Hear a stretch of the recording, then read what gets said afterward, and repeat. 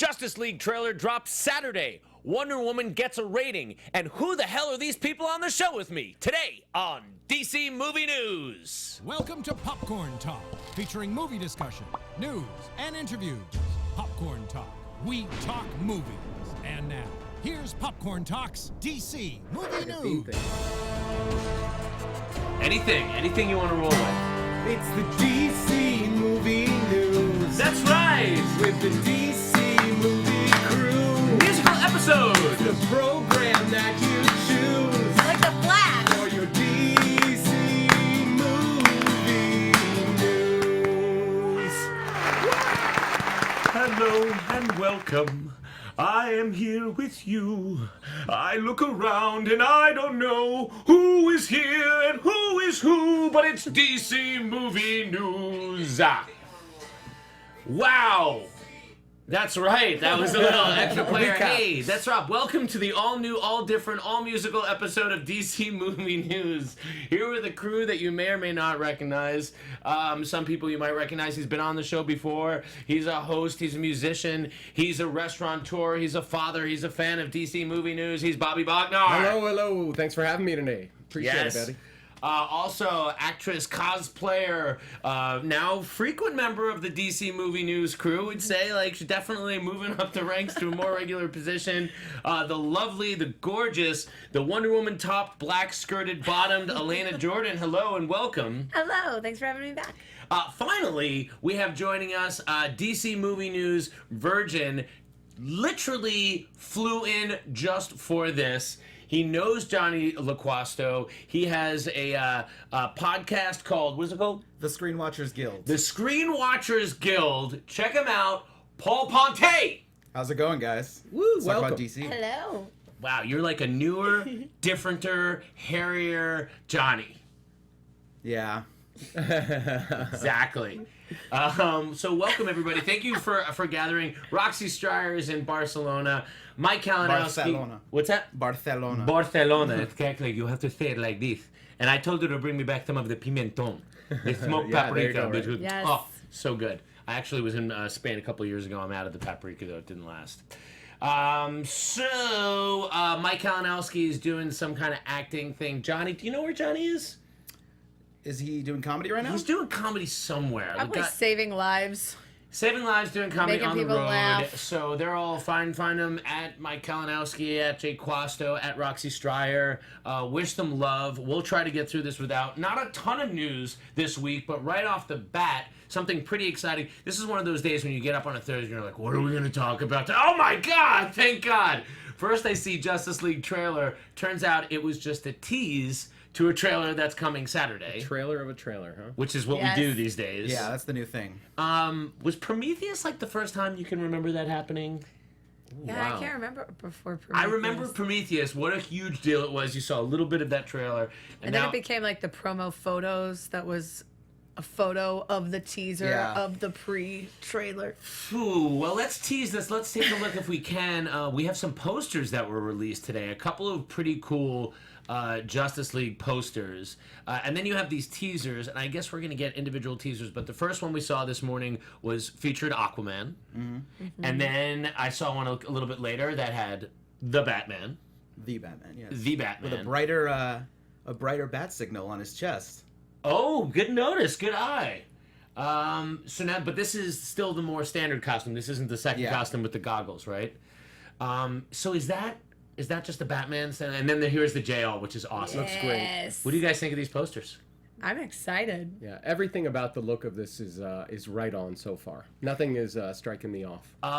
And we'll take a look at the teasers. As soon as you're ready, just let me know when we're ready to take a look at the teasers. Let's look at the whichever one first. Again, these are just like little 15-seconders. You ready? Okay, so let's jump right in. That was awesome. You shall not pass. Sticking with the icky thump. Love it. Yeah. Rock and roll, babe. As a musician, how do you like the White Stripes pulling it out? Yeah, well, especially Icky Thump. That's just like one of the top 10 greatest rockers of all time. It just pulls it out and brings you right into the movie. Is that in that weird solo part? Is it like a bag? Is it what is it? Bagpipe? Is it bagpipe? It sounds like it. It's It like could be. electric bagpipe or something, right? Crazy. And then we have one with Batman with a really sick shot from underneath, right? So good. I know it. I know. So, I know Paul's a fan because I was like, ooh. Yeah. That was the one shot of the day that gave me the feel. So whenever we're ready, we're gonna take a look at. Oh boy. Yeah. Oh. There it is. Boom.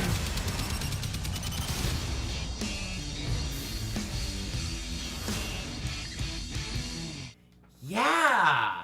I'm not too crazy about the opening shot of Bruce Wayne. What? Just because he looks Just because miserable? no, because he like looks to the side, almost like a comedic effect. I don't know. It seems I weird. don't know. It didn't seem comedic to me. It just seemed like coming soon. Bummer. I will say when we saw that first little trailer from like last year, I liked Bruce Wayne already like more in those couple of seconds I saw than I liked him in all of Batman v Superman. So I'm still optimistic there. I gotta say, I'm still nervous, like with all the news recently, like how long is he gonna be Batman? Because we all like him as Batman. I like a crazy person. I was pausing every second of that thing, and when he's shooting at the Batmobile, it looks like it's a parademon flying at him. Oh, so that's good. point that out. That's nice. Break it down. Yes. Yes. style. He's saying, I'm like, not crazy. I swear. Paul's here to say, hey, Johnny, my friend, how are you? I'm not going to take your job just because, like, I'm trying. Oh, my God. Well, I mean, what can we extrapolate from just seeing the Bruce Wayne shot in that instead of, the other, we're seeing heroes, and the only alter ego we're seeing in any of them is Bruce. What does that tell us?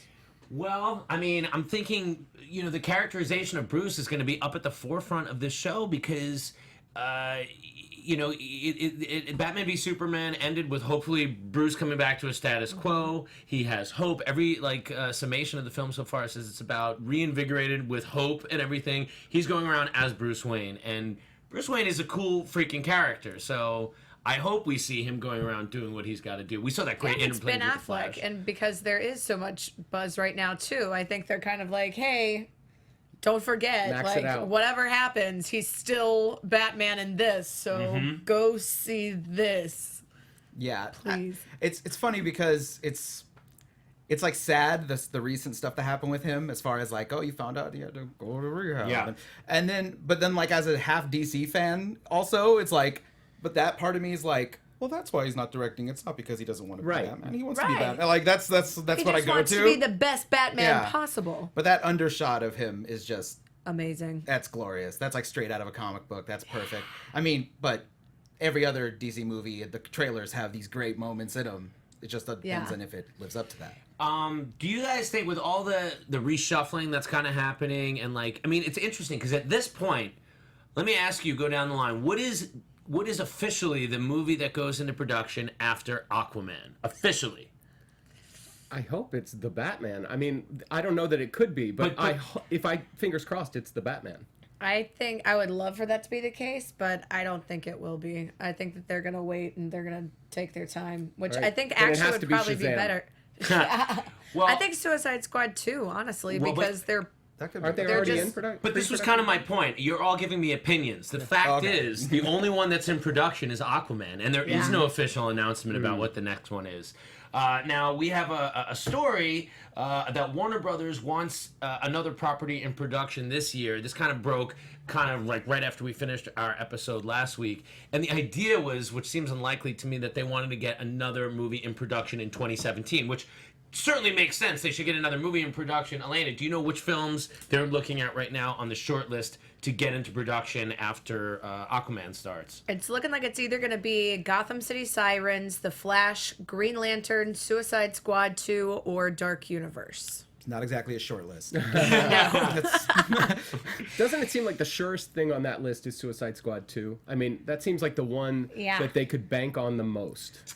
And I feel like that's one that they could easily, even though the reviews weren't super great for that one, they made so much money off of all. That's what I'm saying. I feel like the priority is to make money, right? Mm-hmm. And so out of this list, Gotham City Sirens doesn't have that name recognition yet. The Flash has got the TV show and is doing really well, but I don't know if there's that theatrical draw that Suicide Squad 2 is going to get. And you could bring Suicide Squad 2 down to a more street level, too, which is easier to film, easier to write for, as opposed to being like, this is the end of the world Flash movie. Let's try to get all this special effects and everything done in time. To Paul's point, I would put my money on, like, the Sirens or the Suicide Squad 2. I mean, it sounds like Matt Reeves is going to go into production in 2018.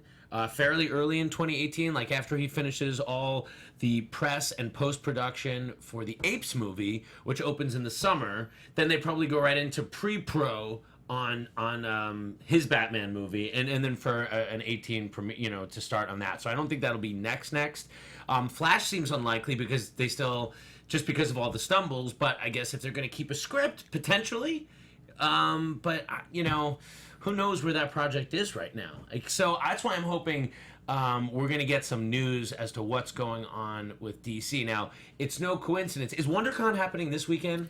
WonderCon is next weekend. Okay, so we're actually getting the Flash trailer a week before WonderCon. Uh-huh. So there's also an announcement that DC is going to have some new footage at WonderCon. It's presumed it's going to be Justice League. Justice League is what everybody is assuming, which I'm going to be there, so... Oh, you are? Yeah, I'm going. Excellent. Are you going to go to the Wonder? Are you going to go to the Warner Brothers thing? And see what it is. So...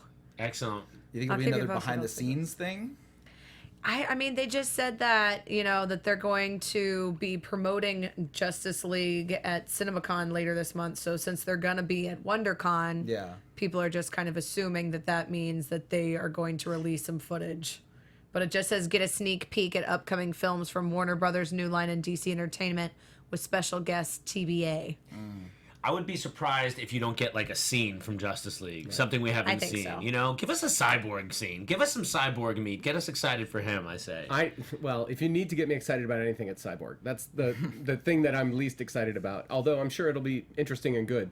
But yeah, if you think you want to cash in on what you know is going to be good, then Superman, Batman, right? Wonder Woman's already getting so much press because of her film.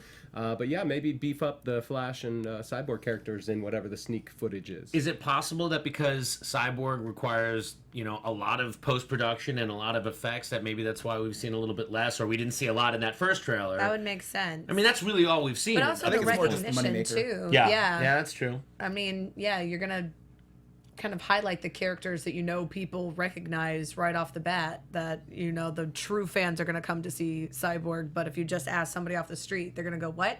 Yeah. So you think most likely if they show a scene, it'll probably be a Batman scene? I feel like because it's WonderCon and because it's a con that they're really playing to the fans, so I could see a little bit more Cyborg potentially for this one because they know that would get the fans amped up here. But anything they do at WonderCon is going to go out onto the net immediately and try. That's it's really part of a bigger marketing plan. But they want to show the fans cheering. So if we show this character that may not be as recognizable to the general public, but this is a huge room of people going, yes, we finally get to see this. Then people go, oh, well, it's the same mentality as if you see a long line. People go and stand in the line and go, what are we in line for? Soul Asylum said nothing attracts a crowd like a crowd. Yeah. So it would make sense that would be where they would release a little bit more footage of a character that we as diehard fans would be in the room. We're getting some comments in the chat room about the Cyborg movie. This is a film that hasn't been mentioned in a while. I would be shocked to find that Cyborg is still on the slate as a Cyborg film. I wouldn't be surprised if... not until they at least introduce him. They're not going to hype him up until they do that. Which is why I wouldn't be surprised if the scene that they show at WonderCon is that rooftop scene we heard about that they did a set visit for. Oh, that's a good point. Because it has all of them up on the roof. It has Gordon. It has everyone there. They're not going to give anything away because they've already mentioned that scene out into the public. Ladies and gentlemen, Paul Ponte coming in new and strong. I don't know. I just wouldn't be surprised. I could be completely wrong. No, you can't be completely wrong. Otherwise, you will be crucified by the internet. You cannot be wrong. This is going on the internet. So it's pretty interesting. I think, the biggest problem with shared universes post Marvel was announced, and all the studios do this. I'm not just blaming Warner Brothers. You could blame Fox for this. You could blame Universal, is announcing so much stuff up before the demand is created. Like saying, oh, we're going to have all this supply and not naturally creating the demand. So it's like, yes, us fans are in love with the characters from their incarnations that we know. But you haven't made moviegoers who are not familiar with all these characters crave this and demand more. And that seems to have been the biggest problem with knowing which way to proceed, because they didn't really know what people were craving. Yeah, they just like in BVS, it's just like, let's throw parademons in there. And me and you and all of us are like, ah! And then, but the regular person's like, what was the goggle thing with wings? Right. What happened? Right. Why? So, Yeah, it's a lot of allusions to things and less fully conceived plot points, really. But I don't know. I mean, I feel like it's potentially getting better, I hope, considering they're taking the time to really make sure that they assemble teams for these movies now. well, that's what gets me nervous. To circle back on what we were talking about before, now, assuming, and chat roll, I'm very curious to hear what you guys have to say about this, as in everything else, especially Sky Patterson. What do you think it's likely that even if they do get, say, the most street-level film into production in 2017, how does that come out in 2018 when you've just moved Aquaman to December? So conceivably, even if you start doing, you go into production in July, right? And then you release the film. I mean, 14 months would be August or October. So that would be very close to another film. Do you think that's possible? That they could turn around a film in 14 months like that? I mean, it's possible. How good will the film be? Yeah. Well, and that seems Possible, but maybe not advisable. not advisable, and that seems contrary to the idea that presumably the reason they've taken time is now they want to, they brought in a new, head of the studio, and that they're trying to, start fresh. So it seems like it would be counterintuitive, and yet. Well, do you trust your ship's captain, or do you not trust your ship's captain? I need to know the name of the captain first. Yeah. I'm not sure I know who the captain is. Which That's guy the is it? problem is, like, with Marvel, everybody knows who Right. the captain is. Here, we're like, well, he's got some authority, and he's got serious story input, but we brought this new, the difference is Marvel Studios' only job is to make Marvel films. This is not like, this is Marvel Studios' Academy Award consideration this year. They only do one thing. This is Warner Brothers that does everything, Right. and this is a leg of Warner Brothers. A lot of fans have suggested, why didn't they start DC Movie Studios? And at first I was like, why would you do that? You're already Warner Brothers. But now I kind of think that's not a terrible idea. Well, that's what makes me laugh, like those think pieces where people are like, they should fire the head of Warner Brothers because people didn't like Suicide Squad. And I'm like, so he doesn't get any credit for the Harry Potter or Lego, anything like that. Well, just so you know, he got credit for the Yeah. $750 million it did. Yeah, I mean, exactly. that's really But- bottom line, Yeah. Yeah, I mean, look, even the fact, I give Warner Brothers credit for acknowledging that things need to be changed while things are making money.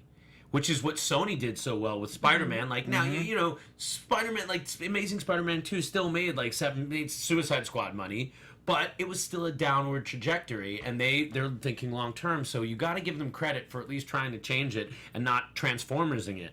So But I think that kind of goes back to the whole new internet generation of fans directly being able to say their input and be able to say, this is what we want. So now they're able to really garner to people who are saying, I will give you money if you do this. Right. Please do this. And yet, the slippery slope there is, if you give me exactly what I asked for, where's the surprise? Where's the fun? Right. Yeah. Well, that's why you have a team, which I think it would be a great idea to have a separate division that's just DC movies, because then you would have a team that has an overarching idea that all of these things would fit under. And so everything would be its own individual movie, but would also fit within the universe. And I feel like right now Warner Brothers is just going, okay, well, cinematically we saw a lot in Wonder Woman that even looked like Harry Potter. You know? And you're like, okay, we get it. Like, you do very good movies, but we also want to make sure that these films make sense in our universe, not just the Warner Brothers universe. And that's why this news is worrying to me, because that's the line we got was, listen, David Ayer only got 6 weeks to write Suicide Squad. Right. So sorry it turned out like that, but things are going to be different. And then now they're like, but now we need to pump out another one before that. And I'm like, wait, what happened? I think I'd like to take from that story that they want to get another movie in production in 2017. Don't let that mean that you need to get a second one out in 2018. I mean, they probably have a stack of scripts, to be fair. They probably got like a billion different writers in Hollywood that have just given them here's Spec 3 scripts. different Suicide Squad sequels. But I heard Bob Iger. I was reading the quotes from him today. This guy who they can't get rid of, Disney won't let him go. He extended his tenure a year because he's making money on all fronts. Disney oversees Pixar, Marvel, Star Wars. So they were talking about how we set out, we acquired Lucasfilm, we planned out 7, 8, and 9 episodes for Star Wars. Now we're discussing the next 15 years. That's how you have to talk about. You have to plot out story if you're going to really do it like that for 15 years. The problem is Star Wars, what it is essentially. The secret sauce that is Star Wars. Now, how can you make stories for 15 years that apply to that? I don't know that DC Films knows what that secret sauce is yet. Well, I feel like what Star Trek did was, because I have a friend who wrote for it, every writer would be given the Star Trek Bible, and it was whatever you write has to fit in this universe. This is what makes sense in our universe. This is what we're adhering to. This is the version of this that we have. Make sure it fits. If it doesn't, you're out. Right. And I feel like if DC would start crafting things that was almost like, here's a Bible, maybe not as specific as that, but make sure this fits in here. Don't do weird ass stuff that people are going to be like, what are you doing? Like the Vince McMahon notes for the WWE. What is that? Johnny. Oh! The Vince McMahon has these notes where he's like, any story person, you cannot let a character do this. You cannot let a character do this. You cannot let it... And everybody has to write to those guidelines. So do you think that's why they have trouble keeping directors on these big projects sometimes? Because, you look at the James Bond world where, in the last 15 years, directors have been given creative license to kind of spread their wings a little bit. And I think we started seeing that in some of the Marvel stuff. But do you think that they're being confined too much? That's the trade-off. I think it's a little bit of both. The problem is because they don't know what the secret recipe is yet, it's this and that. Like, if I know what it has to be, then I know exactly how much freedom to give you or to not give you.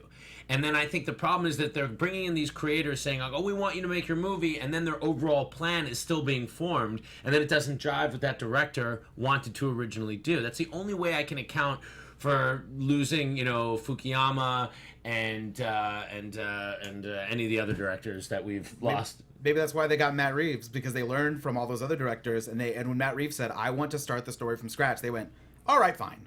Yes, well, exactly, and that's why I think he was in and out, and that's also what I think that kind of happened with James Wan. I'm really interested to see how James Wan's story straddles sort of the before and after. Like, it's going to be interesting. I'm very hopeful, but cautiously optimistic for both Wonder Woman and Justice League because they were all from that initial fart of movies, right? It was BVS right into Justice League, right into Wonder Woman. Well, if I was James Wan, I would just have Momoa there.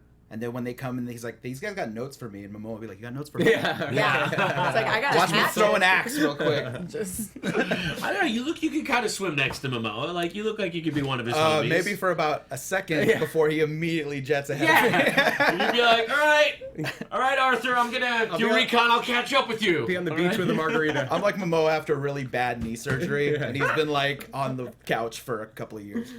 Oh, by the way, anybody is welcome to bust into song at any time during this, okay? I didn't mean to, to stop you. This is the musical episode. This is the musical episode, so please. Flash cannot have all of the glory. We will burgle some as well. That's right. Yeah. And we'll talk about that a little bit later. Burglars.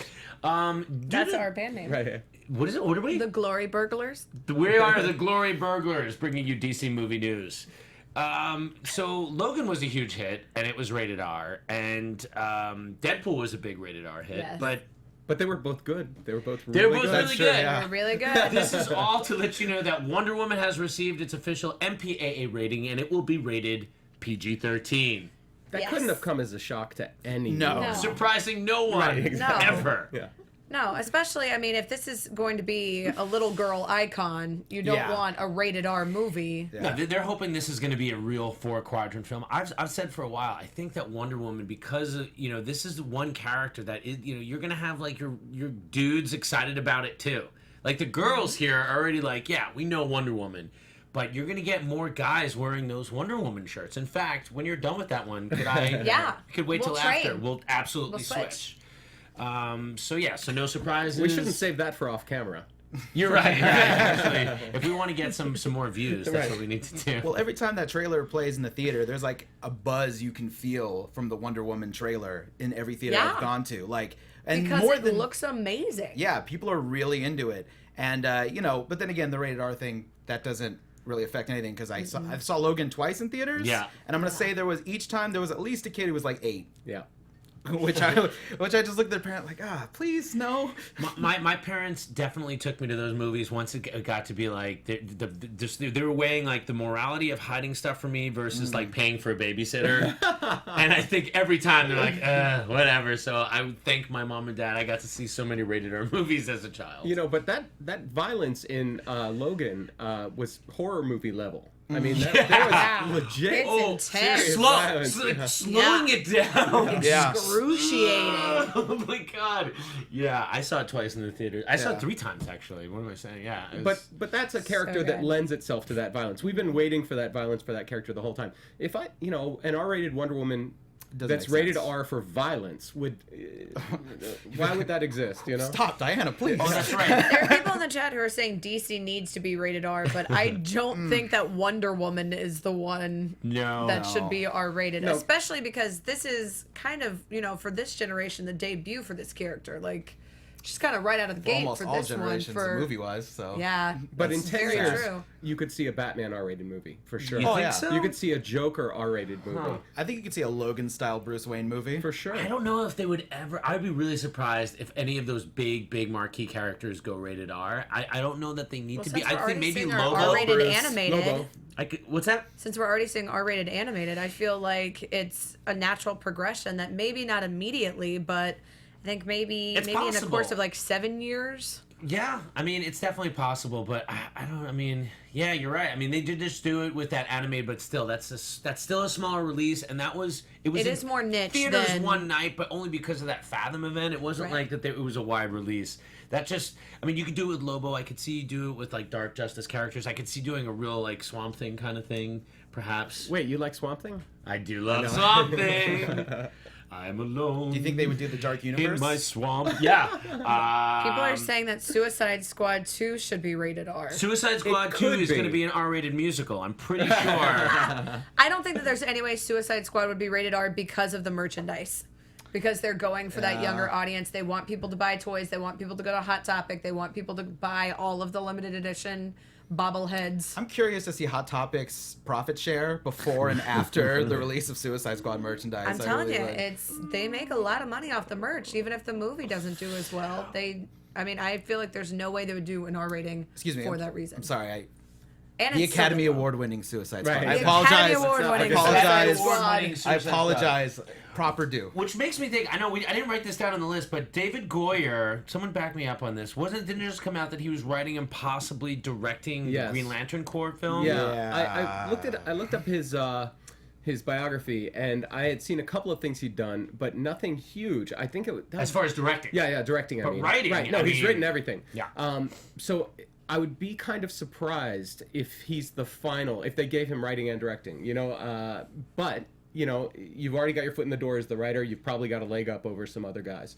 But he wouldn't be my first choice. What do you think of that, given how Last Green Lantern was? Yeah. Well, the problem is David Goyer's best work is always writing with someone else. Yeah. It's always like writing with Christopher Nolan or something like that. So I don't really know which ideas are his and which ones are... the other person. If he's taking ideas and fleshing them out, maybe. Yeah, and I just think with movies like this, if you're gonna take a chance, you take a chance on an indie filmmaker who's like, like a Colin Trevorrow, like they did with that, as opposed to someone who's like, I'm a writer, not really a director, but I'm gonna do it, I guess. Here's the thing. This is a thing where I think studio matters. Like, I would be curious to know what really happened with that DC Green Lantern film, because you have Greg Berlanti who wrote it, I think.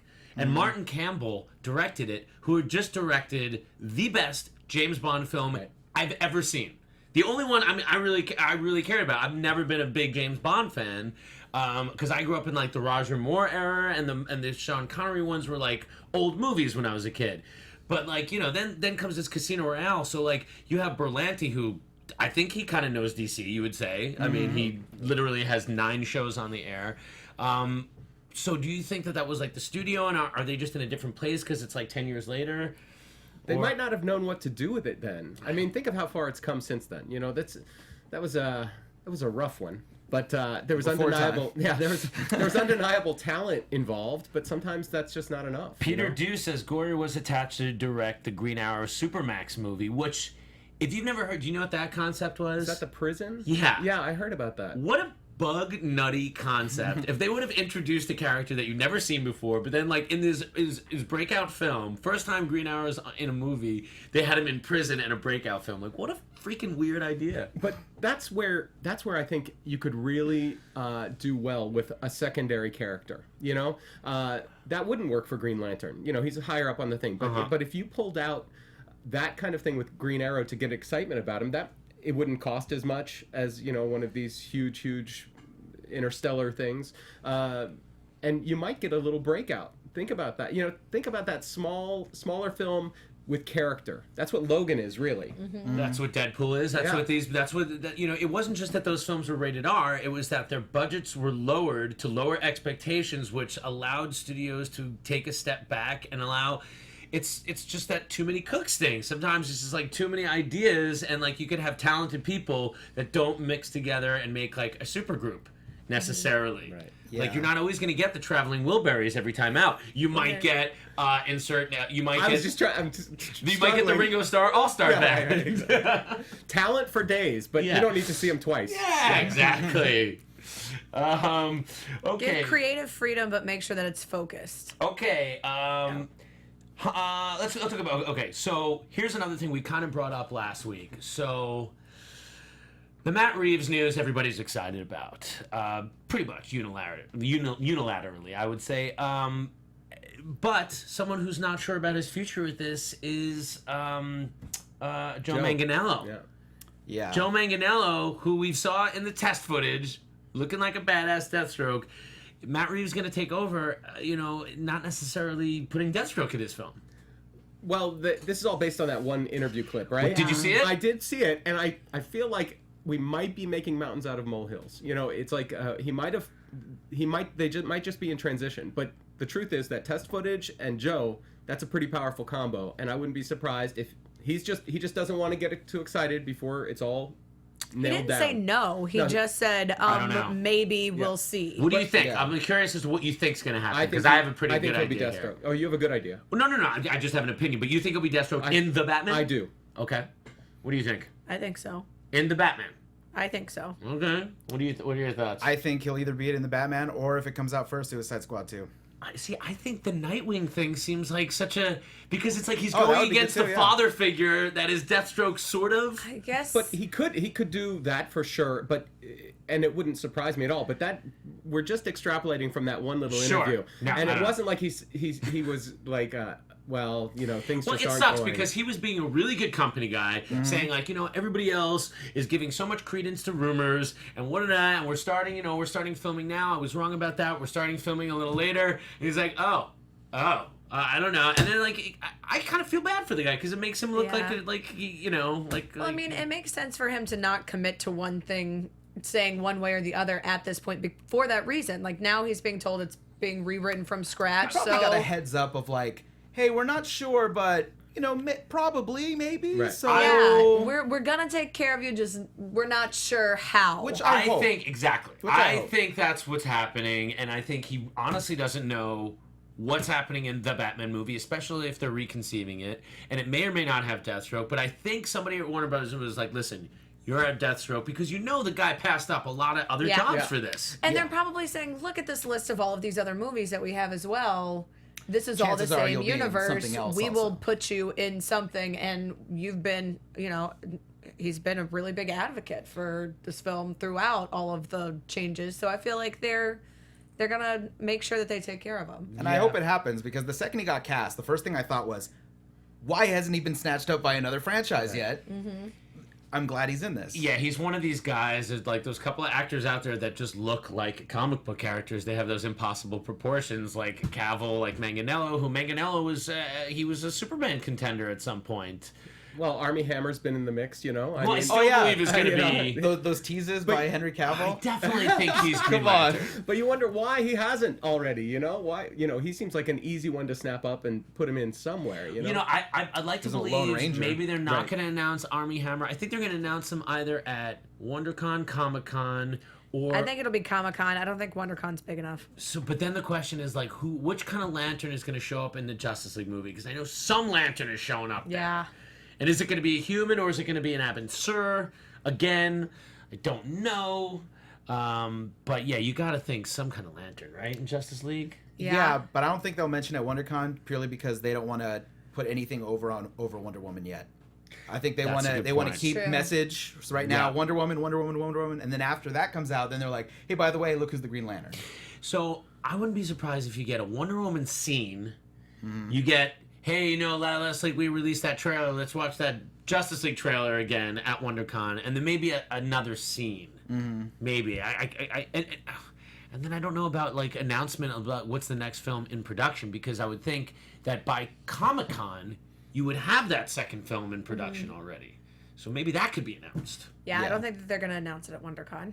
What the next film to go into production will be? Yeah. Okay. Yeah, I think it's gonna be very Wonder Woman heavy. Like they even have Okay. those billboards of WonderCon with Wonder Woman on Yeah. it. Because is it's called because they're WonderCon. pushing and they're pushing the footage aspect of it. You're And right. they wouldn't be pushing the footage aspect of it if it's an announcement of we haven't shot a frame.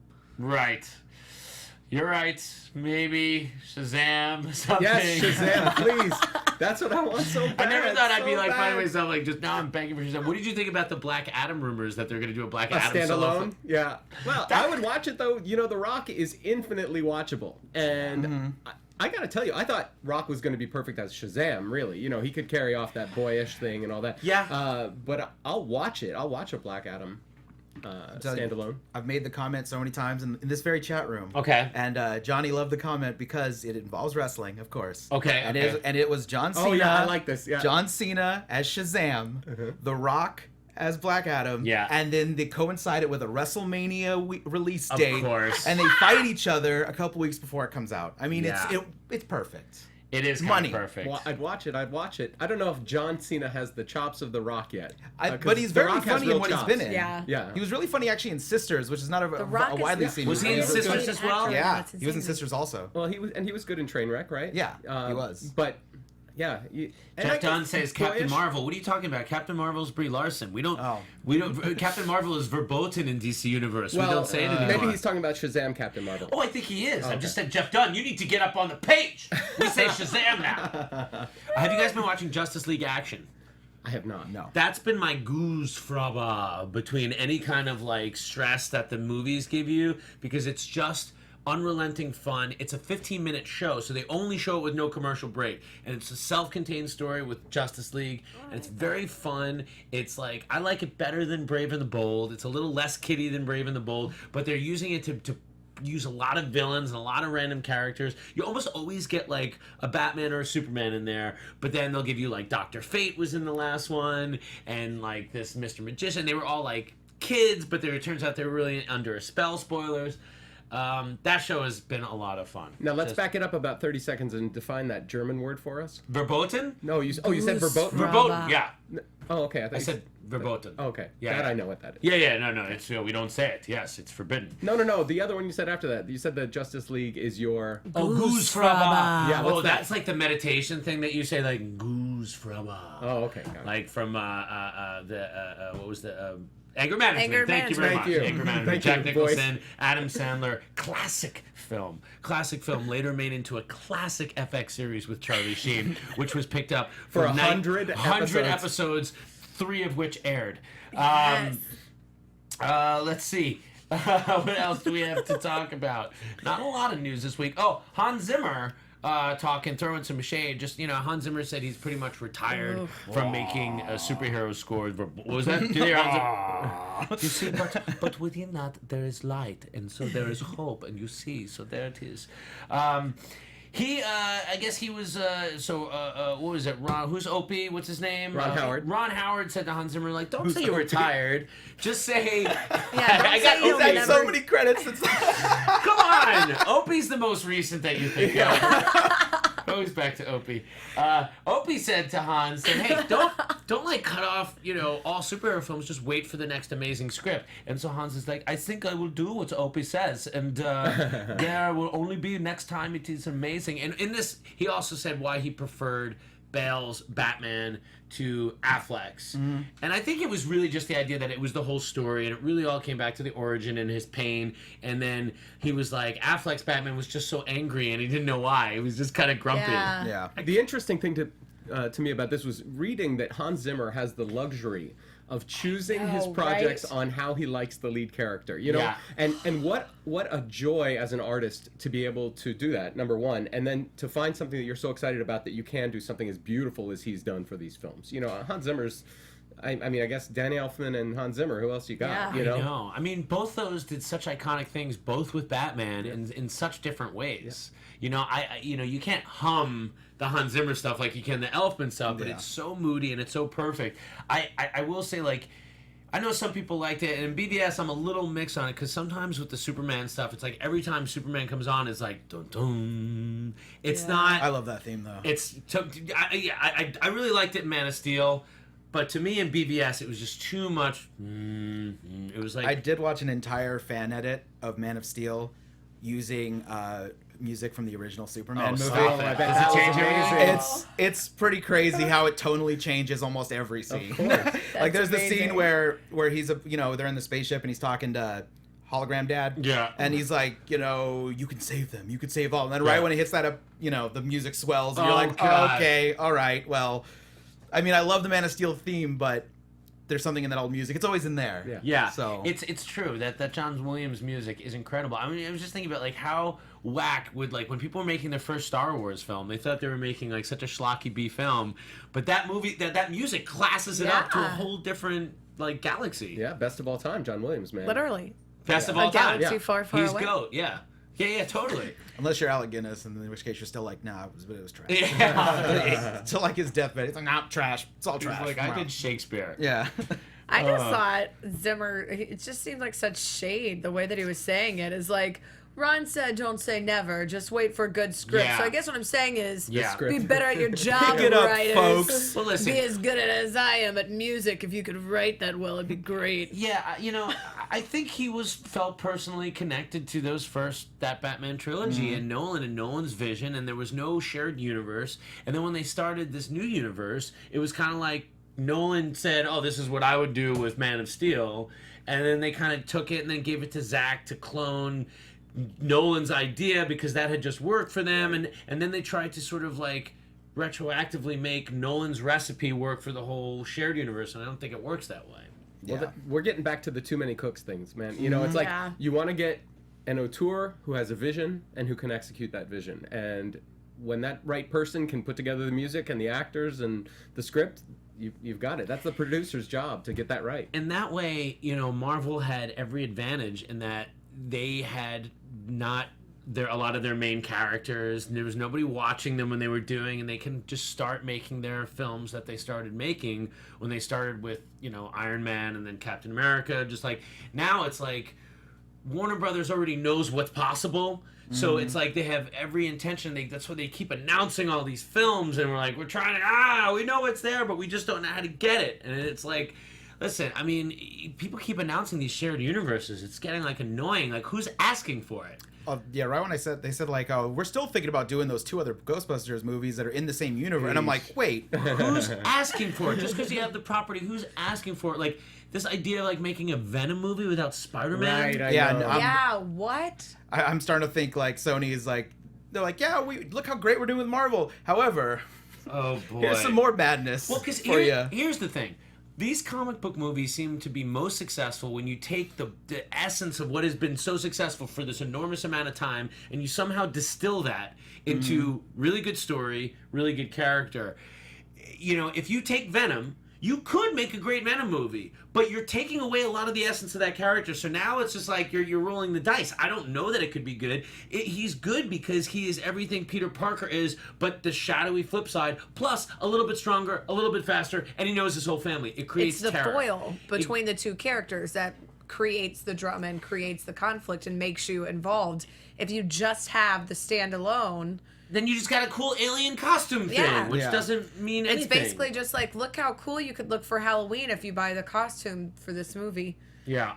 Which is like, why do it? The only, like, the movie in the Marvel Universe I'm looking the most forward to is Thor Ragnarok. Yeah, me too. Because of Taika Waititi. Because I seen what he did with his movie Boy. I saw what he did with Hunt for the Wilder People. Boy? I know, he has a movie called Boy, which is fantastic. It's on Netflix. Please watch it. It's amazing. That's on Netflix? Yeah. Okay. It's amazing. And I know that he treats characters with, like, love and respect. And so I'm imagining what he's going to do now. We already see from, like, the promo shots, Thor's not going to have a hammer or any of that. So it's going to be like... Haircut. Yeah. You got a haircut. He doesn't have to wear a silly wig. I'm excited because my single favorite character, like, my two favorite all-time characters are Batman and the Hulk. Like, I probably have more comics of those characters than anything. So the fact that we're going to get, like, lots of Hulk love in there is just awesome, too. I'm very excited about that movie. And that's coming that's going to be Justice League and Thor Ragnarok in the same month. Yeah. That's going to be the greatest November of all Novembers. Like a November to remember. If no one blinks. This wrestling guy, are you kidding me? Monte, listen, if there's no room, I might quit the show so you could stay on the show. You're awesome, dude. A November to remember. Venom is nothing without Spider-Man, says, it's like, I agree. It's just like, and again, it's just the idea that, like, these studios were like, here's what's coming without creating the demand. It's like you want people to want and to envision what it's going to be. You're excited for Thor Ragnarok with Taika Waititi because of Marvel's track record. Mostly because of him, because, like, the Thor movies aren't the ones I like in the series very much. But it's because of him I go, okay, I have a feeling this is going to be great. Right, but he's never made an effects-driven $100 million movie before, but all that stuff's going to be taken care of. Yeah. So, and that's what they do. They say, like, listen, we know we got that stuff, but we know that doesn't mean anything without this. Yeah. It's got to be the character first. We got that other stuff. That stuff only works if this stuff works first. Mm-hmm. I don't know. That's you have to recognize, otherwise you get a whole lot of flash and no substance. Yes, yeah. I mean, Suicide Squad. Yes. Yeah, that's exactly. Yeah. Some kind of Suicide You get Squad. really awesome posters. Right. I mean, I always go back. I say, like, if you had a great, like, I know I'm like a broken record, but I'm like, I go back to, like, Kill Bill. Which is a film, because it's a film about a band of villains, even though it really follows one, but you've never met them before. There's no comic books with any of those people before, but he gives you just a little scene or just a little monologue that builds the legend of that character in the mind of the audience. Yeah. So that when you see this person on screen, you already heard about this insanely badass thing they've done, and then they exist for you. Mm-hmm. So, I mean... That's why it doesn't bother me too much to hear about secondary characters getting their films with smaller budgets. I feel like, a Venom movie or a Cyborg movie or something could be really good with a vision of how this character should go. You're kind of freed up a little bit. You don't have to get it right into this narrow thing that everyone's expecting from Bruce Wayne, where people get upset when he kills. Where... there's more room for creation. You're absolutely right, and I think, like, Guardians of the Galaxy is a great example for that. Even Iron Man's a great example of that, to be honest. When that first came out, I don't think anyone would be like, everyone's excited for that Iron Man movie. Yeah, no You expectations. guys better not dick up Iron Man. Yeah, especially when X-Men was in it, like, coming out. If someone told you, hey, they're going to be making an Iron Man movie soon, you'd be like, I don't care, X-Men's on. Yeah, that's true. Yeah. Well, and they did a lot, you could look back at that first X-Men right now and, like, look at how dated it is, but it started in a Holocaust camp, and then it had Wolverine in a steel cage. You almost couldn't fail after those two things. No kidding, right? That's it. I mean, like, you had me for the rest of the time. I don't care about the suits. I don't care about bad effects, Tyler Mane showing up, anything like that. Anyway, we're getting off topic. The topic is DC movie news. We love it. Let's move on now, because that's all we're going to say about movies. In this all-musical episode, a live rendition of the TV Time theme. Let's see if everyone knows the words. Sing along. It's time for Roxy Striar's TV Time. Sing along with me this rhyme. Roxy Striar's TV Time. She thinks that the Flash is fine. DC movie news, it's time to talk. TV time! Yes, Greg Berlanti, where you at? Okay, so it's TV time. First of all, let's get the elephant in the room out of the way. The Flash musical episode. I loved it. What do we think? It was so good. It was so good. Yeah. Do you think? Here's the one question I have. I'm very curious. Do you think it was per Warner Brothers or CW that they couldn't sing in costume? Oh, I didn't put that together at all.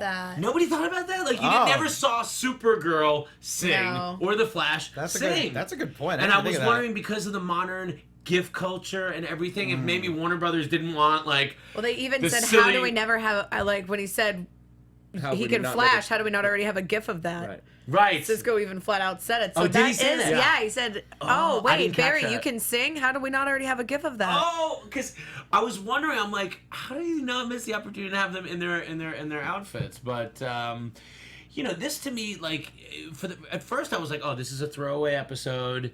I had the bar set very low for this one.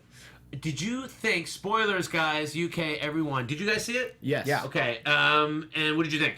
I thought it was really fun. I had a great time watching it. I thought we saw some legit musical performances. Jesse Martin. Great talent. Jesse Martin is great. Oh, my God. He did Rent on Broadway, I think, for years. I didn't know that. And he was in the movie. The first movie musical I ever saw was Godspell with Victor Garber playing Jesus. So, I mean, that guy's been singing for 40 years. Yeah. And, real talent. I will say, from a musician standpoint, knowing all the songs except for the two originals. Right. I thought the two originals were perfect for the episode. And... it made me want more original music rather than the Guys and Dolls thing. Right. And, I thought she did a nice job on Moon River, but I would have really...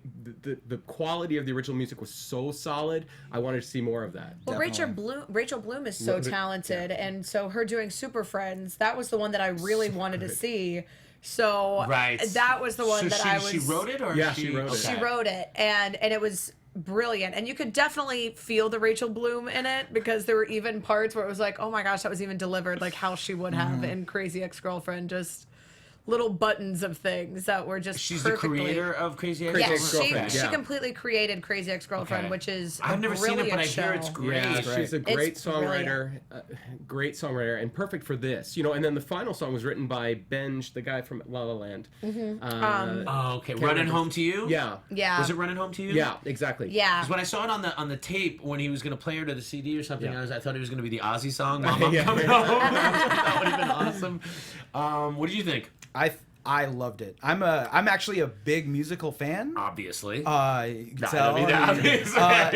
So I had a really high bar. Also, I love like the musical episodes of shows. Like Scrubs to me has one of the best musical episodes. Buffy, of course. My only complaint was not enough songs. To be fair, I wish that there was more original. There was like the same amount of songs as they had in Scrubs, and Scrubs is a 22-minute show. Right. So that's like the one thing where. Like, there are moments even when they would start talking, I'm like, here it comes, here's the intro to another, and then they would just keep talking for 5 minutes, and I was like, wait, no, I do give me another feel song. like that was kind of a missed opportunity, because the world was set up, like, you have to fit all of the requirements of this, or you're going to die in this and die in real life. I think that was definitely an opportunity that they say, okay, well, we have to sing everything. I mean, obviously, Jesse L. Martin was amazing, and Victor Garber actually he said he didn't want to he demanded to be in the episode because he wanted to do a duet with Jesse L. Martin. He got to sing in both shows this week. He said he's like no, I need to be in this episode. I want to do a duet with him. Like, no ifs, ands, or buts. That's what I got to do. So that's what they did. And they were together. Were they a couple? Yeah. And with Barrowman popping in at the end. Well, what was interesting was that you saw them say, we can't be together. Our love is forbidden, right? Yeah. And you infer that it's racial, right? And then you see the two dads together. Yeah. That's not an issue, and you realize it's because they're the fathers of the opposing crime families. So I thought it tackled some fun stuff, some serious stuff, kind of in a fun way. Yeah. If I got to be super picky, I would say that there was no danger. The villain. It wasn't danger. It was just like impish. It was impish. It was totally like a Mixopiddly kind of that's why I thought they should have just used, but exactly. They couldn't use the Glee guy. But he was a Glee guy. And I thought, the whole time I'm thinking, I know this is like wrong to say whatever, but it's like Greg Berlanti is a gay guy. I've never met a gay man that doesn't love musicals. And he was like, fine, I'm giving you all your shows. Here's one for me. One for me, 187 for you. But like, can I just say who the biggest surprise of the night was? The guy, I forget his character's name on Supergirl. He's the tech guy on Supergirl. What's his name? Cisco. No, not Cisco. No, Supergirl. On Flash. On Supergirl. He's he came in. Yeah. Can you? We're all good. Win? Toy Maker's Kid. Win. His voice is amazing. Yeah. I was blown away. Yeah. I think the biggest shocker of that was that the end of the episode, that they used the song to really tie something together that had been happening on the show. And did you see it coming? I didn't see it coming. I didn't either. And I totally bought it. And like the last minute too, and you're like, what? I've been furious over the back and forth of that thing. I'm like, just whatever, stay engaged. Right. Who cares? You know, like if it can't help you from like Savitar. But I love that they broke it off and then did that again. It was Flash, by the way. Barry, kind of a dick this season. It's getting kind of annoying. Yeah, I'm glad that he's finally starting to make some good decisions. It's just funny that it had to be in song form. That can dovetail to. He has a song in his heart. What other shows did you see? Did you see Legends of Tomorrow? You caught up on that? Yeah, all caught up with all of them. I think that's been my favorite this season. Legends of Tomorrow. I just love how bananas Legends of Tomorrow is. That's why, and I feel like there's always so much for them to do, and because it moves on, you don't have to drag it on as much. I feel like there's just always different fun things you can have them doing because of the nature of the show. Mm-hmm. And I love Mick's character. It's been Rory? so much fun. Yeah, Rory, like Dominic Purcell is so good. He had a great line this week where he was like, he talked about the Spear of Destiny. Yeah. He's like, it's really good to scratch yourself with. Yeah. He's like, you scratched your back with the Spear of Destiny? Yeah. He said, I didn't say my back. Yeah. and then Sarah just drops it. Last week, he's like, yeah, you're my assistant, and Victor Garber's over here. He's like, you can't be serious. He's like, no, I am serious. Go get me a beer. Yeah, so that's good. And then, like, his character actually, interesting stuff. Yeah. Spoilers. And Snart is the thing I've missed Oh, yeah. the most in Legends of Tomorrow. They both have such a campy kind of like delivery, but they make it work so well. Absolutely. Are they like that on Prison Break as well? Like, is it? No, I think it's more serious. Okay, I've never seen it. But so what do you think for that? I'm wondering because I know Prison Break is coming back, and I know actors can do multiple shows, but are we gearing up to see Rory redeem himself? Because at this point, he double crosses the team, but you could tell he regrets it. If he's going to redeem himself, I don't see him just going back to the team. Are we seeing Rory about to go down in blaze of glory? Rory in a blaze of glory? I wouldn't be surprised if we see a very drastic change to the lineup next season. Well, from the beginning, they've said that Legends of Tomorrow would have a rotating cast, I thought, right? Yeah. Isn't that what we've kind of been expecting? Yeah. So it would make sense. Yeah. Rory's down in a blaze of glory. Oh, we got to pay rights for that one. Oh, sorry. Original music only. Do we get like 5 seconds or something free? I thought Arrow was really strong this week. Yeah. Dolph Lundgren. Finally, you got the Dolph Lundgren fight I've been waiting for. You had a great action scene. I thought you saw some of the best acting Stephen Amell's pulled off on Arrow in That a long was torture. time. That scene was real torture. Did you get to see it? Did you see I Arrow did this not. week? Okay. Okay. Arrow was see it? good this week. Oh my God. That was rough. That was a really, really rough kind of episode. And Chase completely sold me in this episode on him. The whole thing. I don't want to spoil anything. So I don't want to. I really did like it, and I liked that the problem with these shows sometimes is like there's such a team, there's so many players. Mm-hmm. Notice that they got the team out of the way, like when they have. It's when they focus on one thing that's when you really get the highlight episodes that you're engaged the whole time. Which goes with back less to the of, whole like, flashback. Yeah, the 23 episodes is just insane. It's too long. It's It is just a too lot. many, and I get why they have to do it because it becomes too expensive if you have to keep producing a show from scratch for 8 or 12 episodes. Well, I have a solution for that. Just 6 musical episodes a season. Just There 6 you go. musical Right. episodes. I'm That'll just do it. surprised that they don't break it up into like part A, part B, like a lot of other networks do, where they have the same order, but it's broken up so that there's a little bit more space in between, Yeah. so that the writers have a break. More space, you mean actual time? Like Actual kinda time in Gotham has between. done that this year. Gotham's Yeah. taking a lot of breaks. It seems like. But I feel like they could do more because it's been kind of. One of them will be gone on the CW, but you never know which one each week. Like, it's just like, look, we've got a lot going on. Like, one of them just isn't going to be here, but we're not going to tell you until the actual. It's like, just schedule it out, have a break in between, do part A, part B. I agree. Yeah.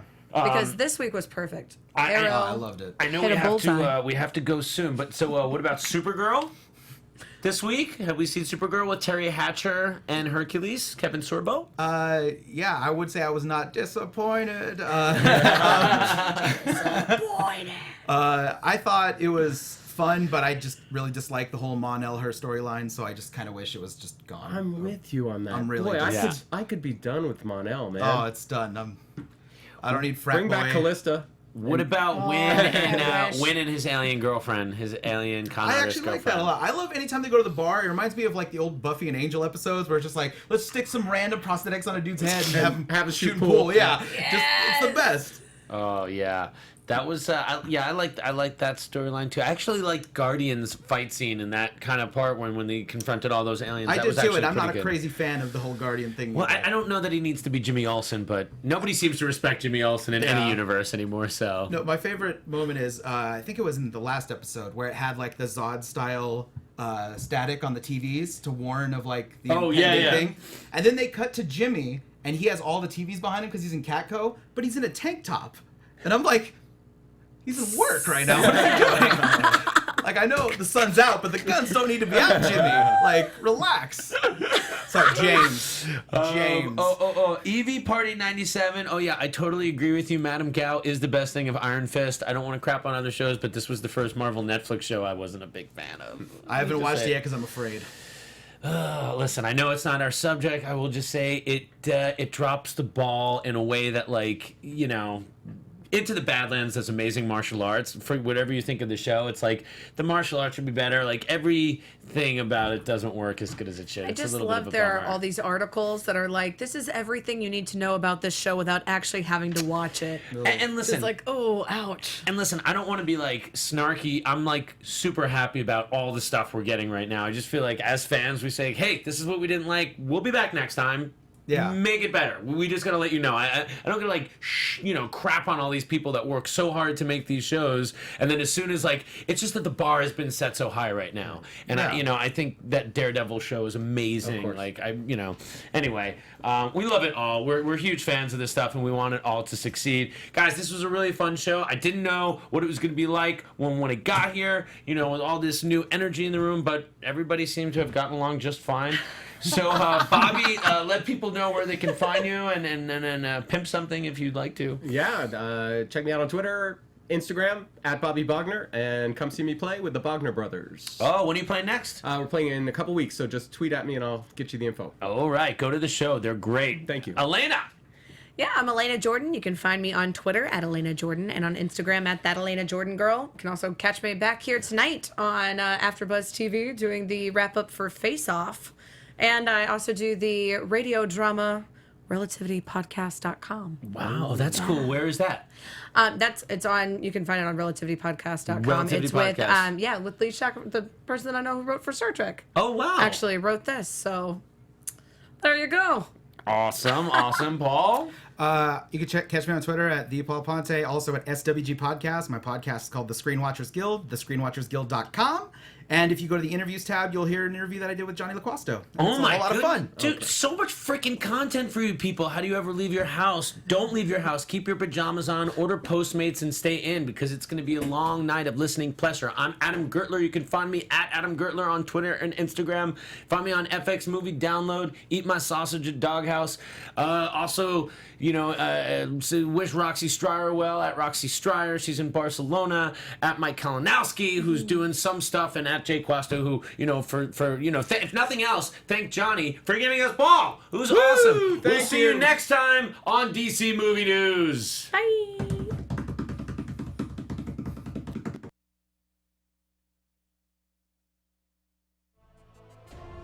From producers Maria Menounos, Kevin Undergaro, Phil Svitek, Kristian Harloff, and the entire Popcorn Talk Network, we would like to thank you for tuning in.